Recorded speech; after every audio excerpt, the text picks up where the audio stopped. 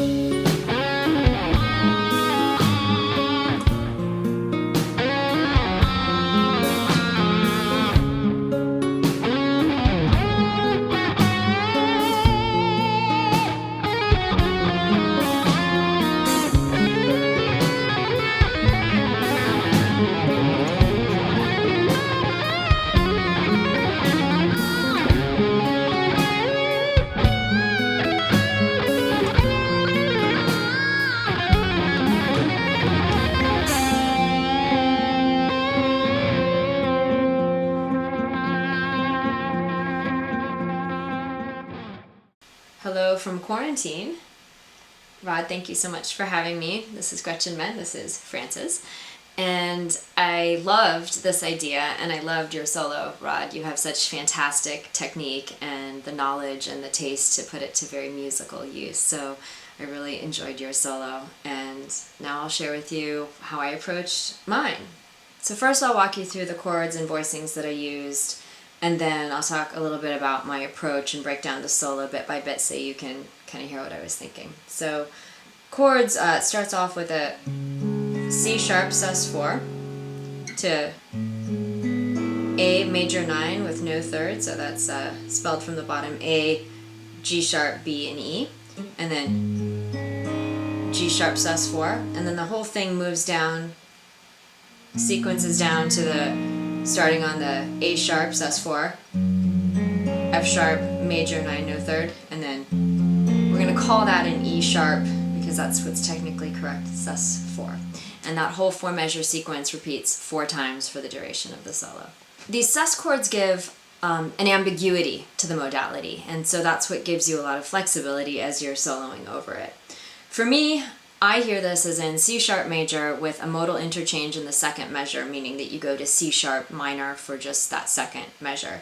And honestly, if I were going to go most bare bones on this, that's how I would say I would be improvising over it, as I'd be thinking C sharp major, emphasizing chord tones, which is a very safe and effective way to play over changes in pretty much any genre, and then sliding to that C sharp minor or C sharp minor pentatonic for that second measure. So in approaching a solo, there are a few things I like to think about before I even play any notes, and I've broken them down into a few sections. The first one would be just thinking about shape, melodic, rhythmic, the emotional arc. I'd be thinking also about thematic elements, like do I want to take ideas from other places in the piece and try to develop them or refer to them or reflect on them somehow within the course of my solo. Third would be dynamics. Do I want this to be all loud, all quiet? Do I want it to have a lot of notes? Do I want it to have few notes? Do I want it to be more linear? Do I want it to be very dynamic? And then finally, just the overall statement. What do I want the purpose of the solo to be? If it's not serving a musical purpose, then why do it? So I want to play something that I feel like has some sort of musical relevance. And in this case, I actually don't normally take a solo. It's a place for a bass solo. And so the way I decided to approach it was that I wanted to reflect a little bit melodically and extend some of the ideas or some of the concepts that are elsewhere in the tune, but also provide some ideas that were fresh. So the purpose of the solo is one of both development as well as contrast. Now I'll take you through the solo just section by section and just say a couple things very quickly. I have to pre-apologize, which is because this is in C sharp major. You're going to hear me referring to E sharp and B sharp. I know that we are much more, as guitar players, accustomed to hearing those referred to by their enharmonic equivalents of F or C, but because the key is C sharp, that is what we call the notes based on their roles within a key, so they are technically correctly called E sharp and B sharp. Don't stress out about it. Sometimes it really bums people out to hear those note names. It's just the name of a note. The first thing that I play is outlining a C sharp major 7 arpeggio, but I leave out the third, so it gives one more moment of maintaining that modal ambiguity. And then I hang on this G sharp, which is a common tone between C sharp and then the following two chords of the A major 7, it's the major 7 there, and then the root of the G sharp sus4. So by emphasizing a common tone, it makes a nice smooth connection between those three chords, which is, I wanted something that felt kind of seamless to start. And then the second part of the phrase, it's really just a call and response, so it's the same it's derived from the same thematic material as the opening statement, only now I'm really committing to the modality by introducing the E sharp, so it's a defining note to really say, okay, we're in the key of C sharp major here, not C sharp harmonic minor or something else. And then that's the first cycle. It's spacious and it's kind of more lyrical, which is, well, I should say what I was going for was something more spacious and a little bit more lyrical. Then for the next phrase, which begins the second cycle,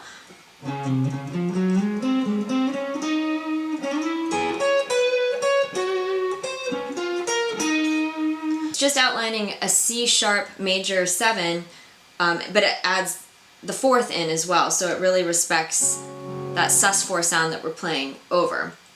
But now this time, rather than avoiding or not emphasizing that modality shift, I lean into it by really landing on that E, that defining note that is different between the C sharp major and C sharp minor. So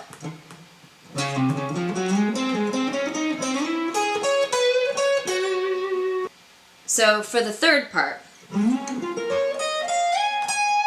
it's a sweep where I'm adding colors as well. So now not just chord tones, but I've got the C sharp, the E sharp, the A sharp, C sharp, D sharp, and then the E sharp sliding to the G sharp. And then again, emphasizing that change of modality by tapping the B sharp and then splitting at the chord change. So the B sharp becomes kind of both B natural and C sharps. And then for the second part of the phrase, it climbs up an A sharp minor 7 with the 11, so basically that's sus4, right?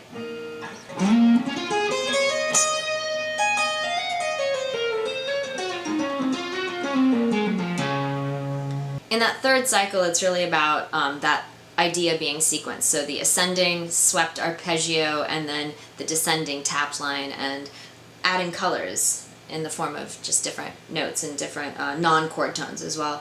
The second part of it, I should mention, really does start to imply more strongly a true key shift, not just a chord shift, but a key shift to be the A sharp tonality by emphasizing notes of the dominant, so the E sharp dominant 7. The fourth cycle begins with a climb that's reminiscent actually of the climb in the second cycle, starting on C sharp, but we're continuing with the tap technique with the right hand. With the bend again to G sharp. And after this, I'm now kind of concluding the solo. And going back to that sus4 sound.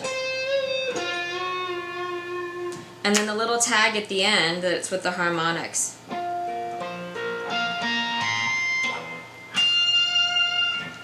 part of the quiet volume. The harmonics, I don't really actually see them as part of the melodic content of the solo. They're more of a bridge back to some of the thematic elements that are at the introduction of the very beginning of the song.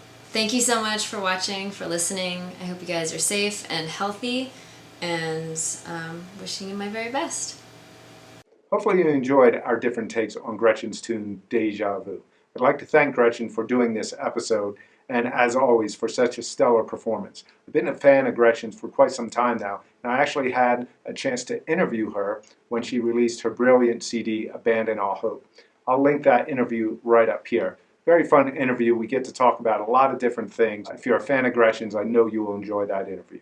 That being said, I knew I would dig what Gretchen played, so I purposely did not listen to her solo until after I recorded my solo. I wanted to see what any similarities or differences would be if I were just to take a stab at it without hearing what she played. Now, when I first heard the progression, it had more of an open, spacious feel to me. All the suspended chords sounded like I had more than just one harmonic option. So instead of trying to analytically think about it, I figured I'd just see what I heard in my head. So what I did was I just took out my phone and I sang the first thing that came to mind over the progression. And what you hear is the first of 2 takes of me singing on my phone. I figured that out on the guitar, and then that is when I realized how I was hearing this harmonically. Basically, I heard this progression in 2 different parts. I heard pretty much the same progression in 2 different keys. So the first 2 measures, I was hearing more in the key of C sharp minor or parent key of E. I heard a 6, 4, 3 progression. And then when it switches the second 2 measures, I heard the same 6, 4, 3 progression, but I heard it more in the key of C sharp major or A sharp minor, C sharp major parent key. Now, a sus4 chord usually doesn't strike me as having a minor function within the key. However, in this case, the C sharp sus4 going to the A major ninth, the 5th of the A major ninth is an E. That happens to be the minor third of a C sharp chord.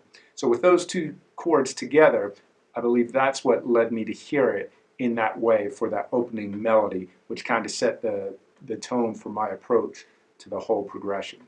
Now, I wasn't thinking about all this when I initially sang that into my phone. I was just going with what I heard in my head.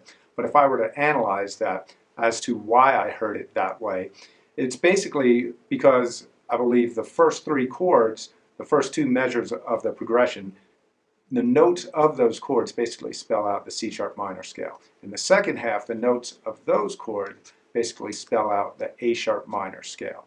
So I believe that's what led me to this overall vibe and feel that I heard in my head when I sang it into the phone.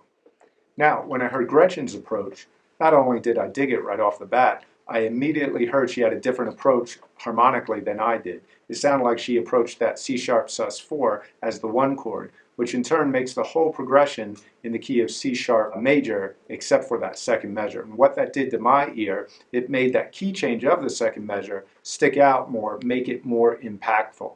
And it had such a cool sound, I really dug that. With this progression, I actually had a few different harmonic options. But without hearing the entire song and only this section, my immediate response was what you heard me play. Now, if I were to compose a song like this, or if I was going to record a solo to something like this for a release, I probably would have spent more time experimenting with my different harmonic options and going with the one that moved me the most. For example, I really dug Gretchen's approach. It had a very cool feel. The key change was a little more impactful. That felt great. I would have experimented myself with various options, like I said, to see what moved me the most. So hopefully that gives you a little insight as to how we approach this, and maybe gives you some ideas that you can implement in your own playing. Hopefully you enjoyed this. If you did, please hit the like button. Be sure to hit the subscribe button and the bell notification next to the subscribe button, and YouTube will keep you up to date. Thanks for watching, and I hope to see you again soon. Peace.